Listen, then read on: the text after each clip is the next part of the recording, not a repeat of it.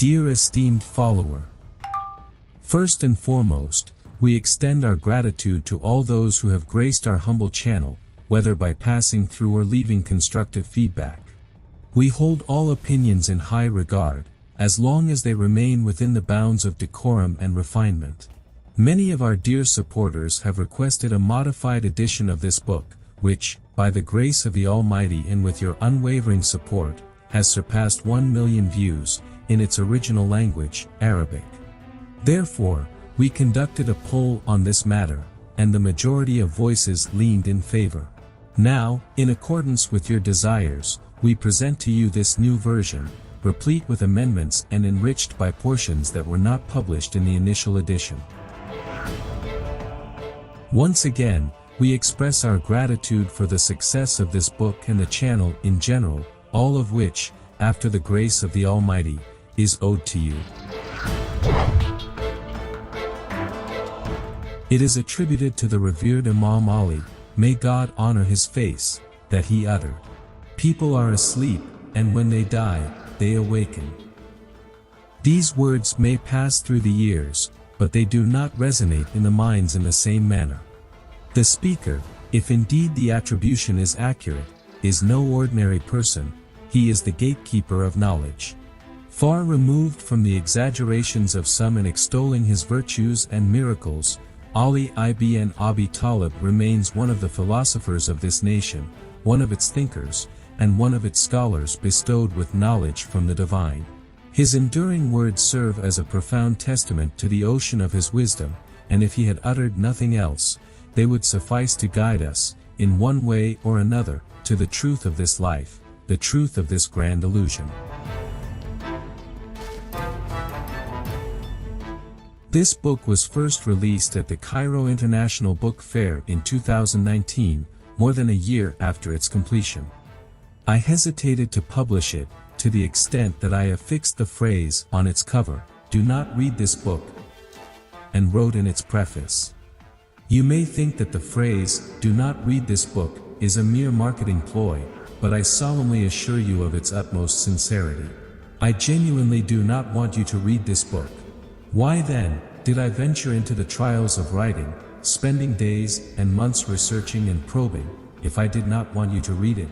Because this is what my conscience dictates, as a man bearing the responsibility of the pen, that very responsibility that compelled me to undertake this matter against my will.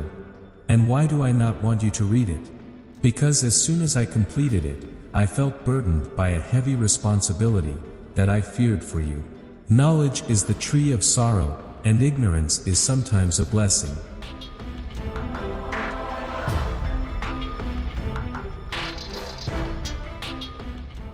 At that time, I believed that reading a book like this might open doors of doubt in the reader's mind, denying them the comfort of ignorance.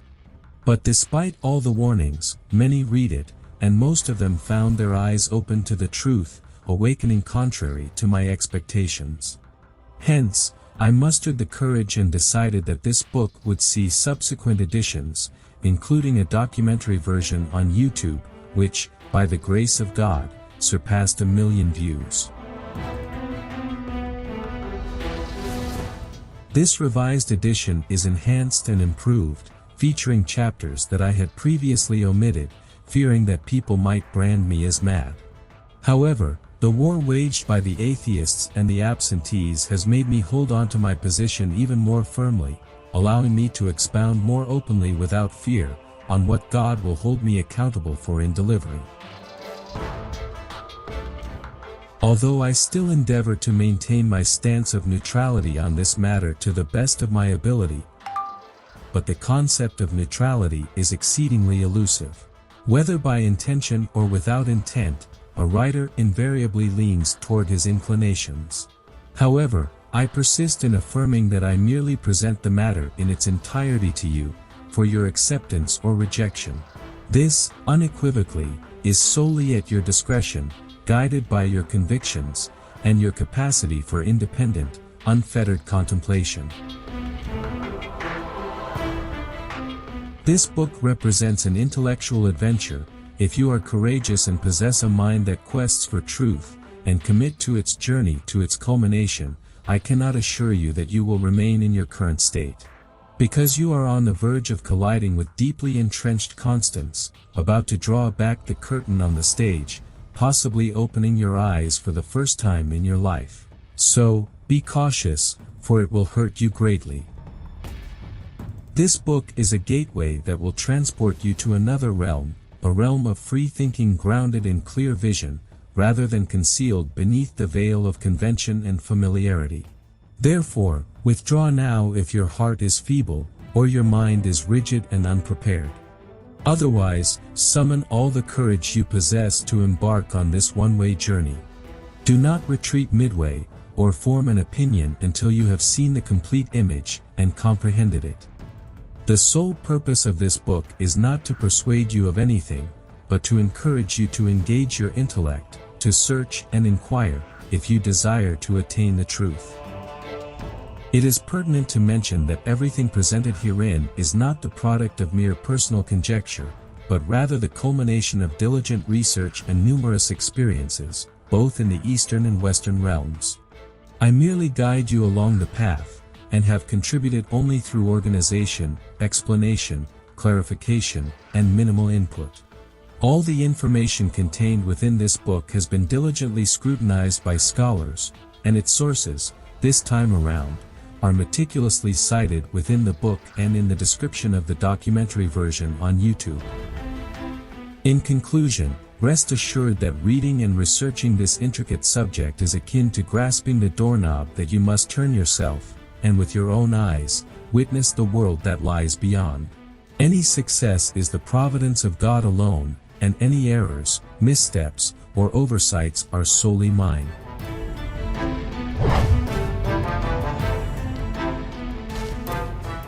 An axiom is a self-evident truth, acknowledged by the mind as inherently valid, requiring no proof due to its remarkable clarity. It stands as proof in and of itself without the need for further inference. In the realm of logic, it serves as a fundamental principle that allows for immediate comprehension and assessment of matters without the necessity of scrutiny. It relies on inherited knowledge that has gained acceptance in society.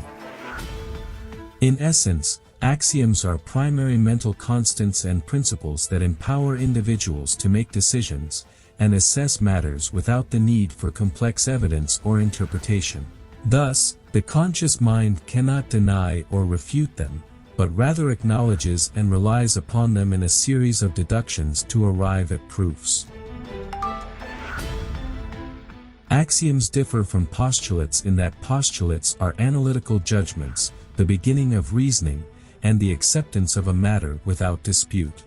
It is precedent to postulates which do not contradict them. For instance, if the sun emits light, this is a self-evident fact that the mind automatically accepts without the need for proof. If clouds are the source of rain, this is also a self-evident fact that the mind does not deny, and it serves as the starting point for subsequent proofs. However, what if there were a closed and isolated society, a tribe living in complete seclusion from the world, and all the individuals of this tribe were blind?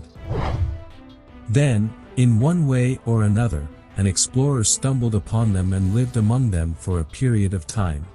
During his time among them, he began an educational journey from scratch. There is no doubt that the first thing he would start with is axioms. He would teach them that there is an object called the sun that flies in the sky, has a hexagonal blue shape, and occasionally emits water, which falls to the ground in the form of something we call rain.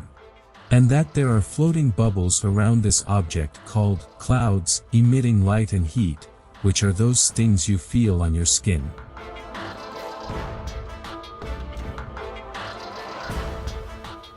Thus, for them, it becomes self-evident that rain comes from the sun, and heat comes from the clouds.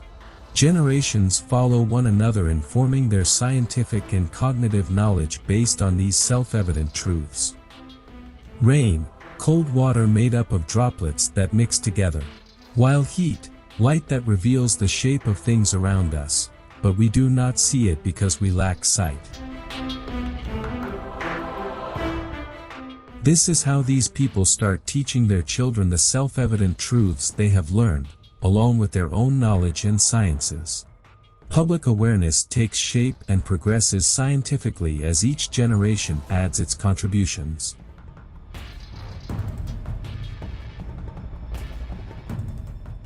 Suddenly, among them, a person is born who is not blind. Like everyone else, he begins to acquire the legacy of knowledge handed down by his ancestors. He encounters the self-evident truths and embarks on a journey of doubt, because he sees with his own eyes that the sun is not a hexagonal blue object from which rain emerges, and the clouds are not bubbles emitting light and heat. Despite seeing with his own eyes, he denies them because people program his mind and convince him that what he sees is not real, and what he believes to be true is false, because the self-evident truths say otherwise. Since they are mental issues that do not require proof, and the mind acknowledges their validity without prior inference, if there is a flaw, it lies in his mind and in his eyes that deceive him. The repetition that has occurred over generations makes this person appear insane to everyone. He is saying absurd things and questioning self-evident truths that cannot be denied.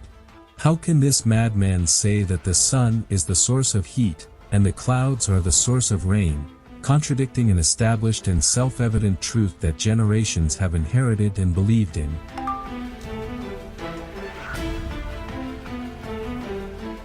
However, this scenario happened in a community of blind individuals lacking vision and free thinking, relying on cognitive deduction built upon a false self-evident truth that they believed in solely, because it was a set of ready-made ideas repeated in their minds from cradle to grave. Humans are indoctrinated from an early age that the sun is a hexagonal blue object that sends rain, and the clouds are bubbles emitting light and heat. Then, evidence begins to be presented to prove this without having any real connection to the hypothesis itself. Don't you feel the rain? Don't you sense the heat on your skin? This is the proof.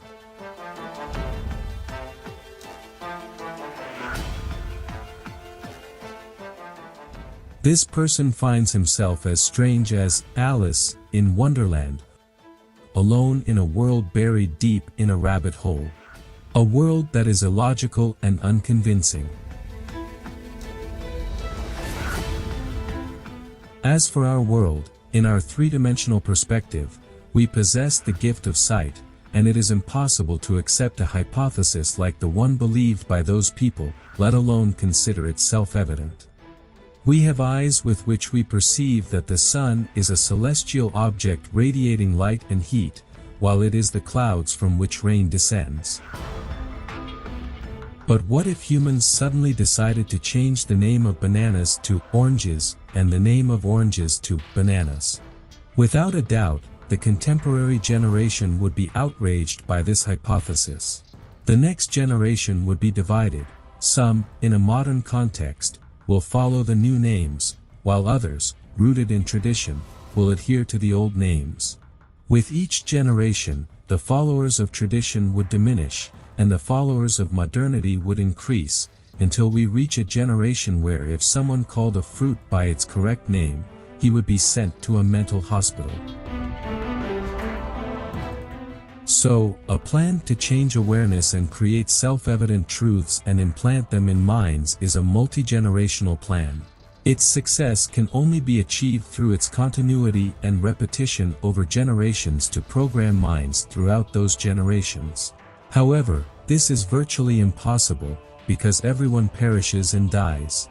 Thus, there must be an immortal entity behind such a plan, an entity that never dies in life.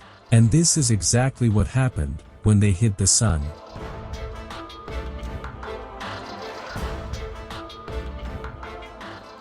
Does it seem like a riddle to you?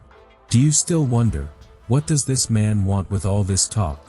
Well, I want you to fasten your seatbelt tightly, because we are about to embark on a journey more marvelous than Alice's adventures in Wonderland.